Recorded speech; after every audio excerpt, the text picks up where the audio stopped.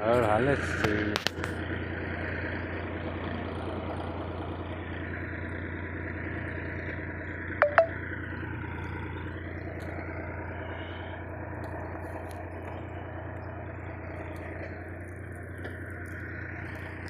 આ બધું અટકાઈ ગયેલું છે,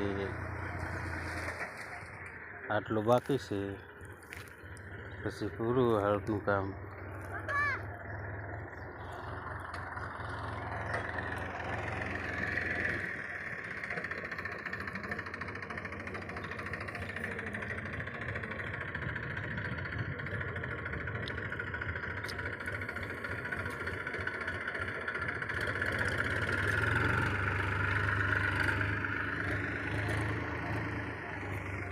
આવડનું મૂળ હતું, ટ્રેક્ટરવાળા મહેનત કરી પણ નીકળ્યું નથી. હવે આપણે જાતે કાઢવું પડશે.